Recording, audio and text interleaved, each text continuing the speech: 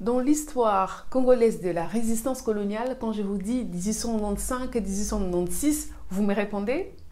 Je vous attends, prenez votre temps. La révolte de Tétéla, bien sûr. Et quand je vous dis « Oh non, Tétéla », vous me répondez ça.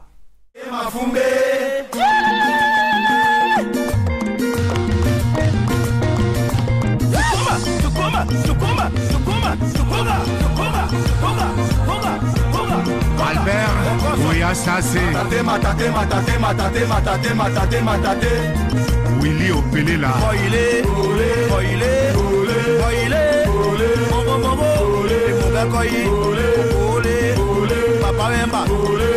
Je refuse danser, mais je suis une mauvaise danseuse. C'est quand même étonnant qu'une Congolaise soit aussi piètre danseuse, non? Mais heureusement qu'il ne s'agit pas de la danse, mais de l'histoire. Pas une petite, mais une grande histoire à la taille et la réputation de son peuple. Ces peuples sont le Tétéla. Tétéla, peuple vaillant, à l'esprit indépendant. C'est après ceci.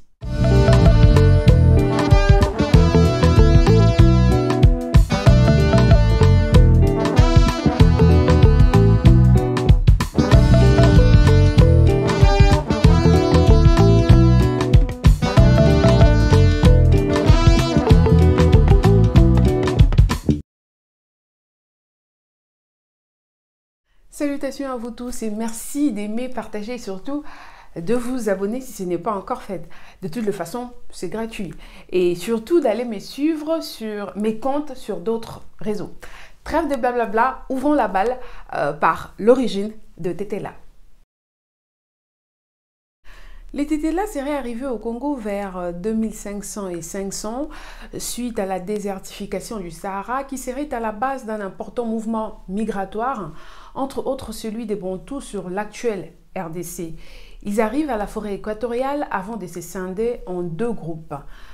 Le premier prend la direction vers l'Ubangi et le deuxième va prendre la direction de l'est vers le lac Tanganyika et la rivière Kassalé au Katanga où les Luba seraient originaires.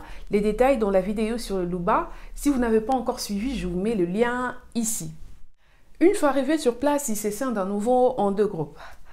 L'un deviendront donc des sons du sud, ils deviendront plus tard Luba et d'autres retournera dans le bassin du Congo, ils seraient les Anamongo. Les Anamongo dont fait partie le Tétéla vont se composer en trois grandes familles. La première famille, donc la famille des Mongo qui ont pris la direction de l'ouest et auront comme terre la République du Congo-Brazzaville et du Cameroun. Nous avons donc les Yamongo, les Kundo, les Mbole, les Ekonda, les Nkusu, les Kuchu, etc. Et la deuxième famille, le Mongo qui se sont dirigés vers le Chuapa, dans la province de l'Équateur de l'autrefois. Nous sommes en RDC. Là-bas, nous avons les Mongando, les Lilia, les Yasayama, les Kela, les Boyela, etc.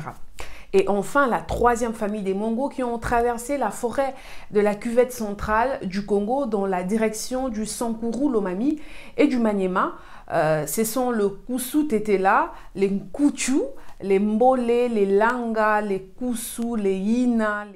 Avant d'aller un peu plus loin, intéressons-nous à l'appellation du peuple, donc des Tétéla. Parce que suivant sa séparation, chaque famille, selon sa situation géographique, a son appellation. Nous avons donc le Atétéla, les Batétéla, les Otétéla, les Sungu et Tétéla. En langue Otétéla, pour désigner ce peuple, le singulier est Otétéla, le pluriel est Atétéla. Les Atétéla sont de souche Lomongo, c'est-à-dire qu'ils se reconnaissent tous descendants d'un ancêtre commun, Mongo. Ils sont tous dans leur grande famille de Anawa Mongo, c'est-à-dire les descendants de Mongo. Qui est donc cet ancêtre commun que le Tétéla partage avec d'autres peuples? L'histoire raconte que l'ancêtre commun des Tétéla s'appelait Otekele, qui venait du nord et s'était établi à Bumba, dans la région de l'Équateur. C'est dans ces territoires qu'il engendra Mongo, qui est l'ancêtre par excellence des Anawa Mongo. Donc Mongo engendra Membele, Membele engendra Okuchu, Okuchu Membele. Okuchu aura 3 enfants, Ndjovu, Ngandu et Watambolu. Ces derniers prendront la direction du sud en suivant les rivières Lomami et Chuapa pour s'installer à Enyamba-Lawadi Lona, lieu considéré comme site fondateur d'origine des Atetela, situé au pied d'une montagne du territoire des Katakokombe et en 3 sommets, dont le plus grand est considéré comme le père, donc Enyamba, et moyen est considéré comme le pouce, donc Wadi, et le plus petit Ona, qui signifie l'enfant.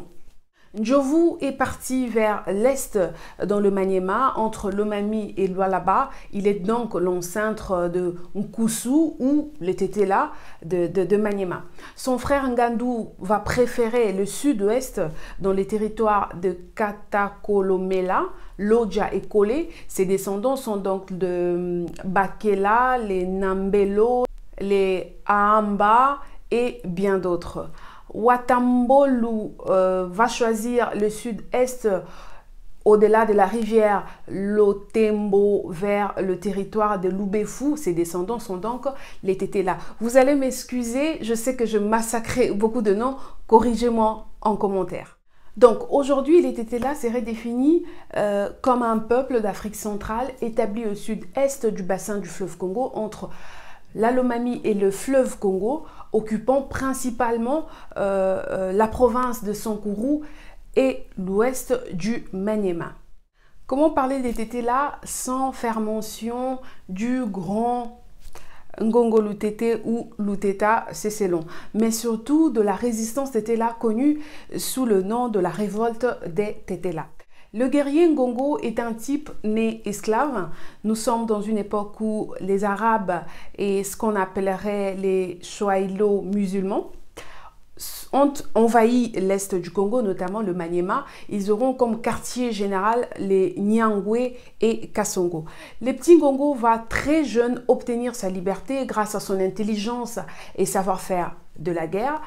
Il deviendra le bras droit du célèbre marchand d'esclaves Tipo Tipo et l'ami du fils de ces derniers, Safou. À l'arrivée de Belges, un bon résistant, il va ériger ses 500 guerriers et se battre contre les envahisseurs, mais face aux adversaires bien équipés, au bout de quelques jours de combat, par manque de munitions et perte d'hommes, ils vont capituler et intègrent la partie de Blanc. Il sera un soutien de taille dans l'armée de Colomb puisqu'il va les aider d'ailleurs à récupérer le Nyangwe et Kasongo. Mais un officier belge, habité par un excès de zèle, va faire exécuter le chef des Sankurois, né en 1863 et mort en 1893, trop jeune en tout cas pour mourir aussi lâchement. Cette exécution donnera lieu à un soulèvement de soldats majoritairement Tetela à Luluabourg.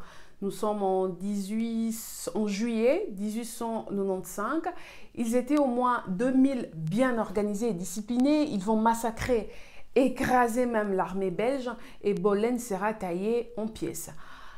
Mais comme d'habitude, vous combattez, mais vient un moment, vous êtes en rupture d'approvisionnement, que ce soit en munitions ou en nourriture.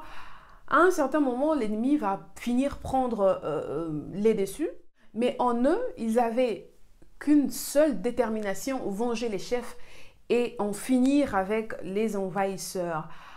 Parce que oui, nous sommes un peuple uni et discipliné. Une année plus tard, dans sa folie d'élargir le Congo indépendant vers le Nil, donc l'enclave de Labo, l'enclave de Labo actuellement correspond à la province équatoriale centrale, nous sommes au Soudan du Sud et une partie de l'Ouganda. En septembre de l'année 1896, une expédition de milliers d'hommes se dirige vers le Nil, signalant que la force république, l'armée, si vous voulez, était composée dans sa grande majorité des Tetela.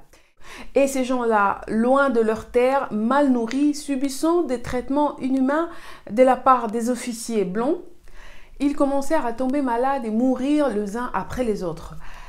Et là, ils en avaient assez, ils se révoltent et en un seul jour, ils tuent plus d'une dizaine d'officiers blancs et libèrent 500 prisonniers indigènes.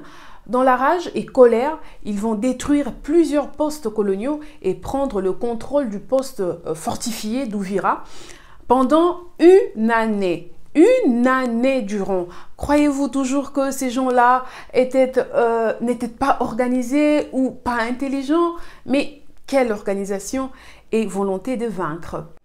Et là, ils continuent à recruter jusqu'à atteindre 2500 hommes. C'est dans ce sous-entend qu'ils avaient tiré des leçons de leur défaite une année plus tôt. Et donc, pour cette fois, le projet avait été mûri. Pendant ces temps, le colon a trouvé du renfort et le résistant, malheureusement, faute de munitions, encore une fois, seront vaincus et la plupart d'entre eux vont choisir la mort plutôt que revivre à nouveau la captivité. Et la résistance des Tétélas n'est pas un cas isolé, il y a eu de milliers de résistants, malheureusement, leur histoire sont inconnues. Et si on parlait de quelques célébrités Tétélas qui ne sont plus à présenter en politique, par exemple, du père de l'indépendance à l'homme au verbe facile. Vous savez de qui je fais allusion? À la culture, mise à côté le masque Tétéla volé et confisqué par les Occidentaux, dont on retrouve dans plusieurs musées européens. Les Tétélas sont des artistes nés. À l'occurrence,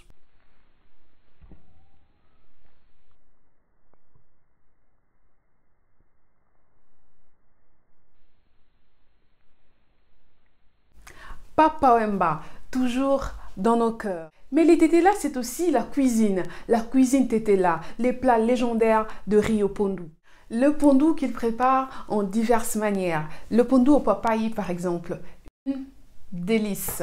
Comment ça s'appelle des gens en Tétéla? Aidez-moi en commentaire. Ils font aussi le pondu fade qu'ils rajoutent l'huile de palme à table avant la consommation.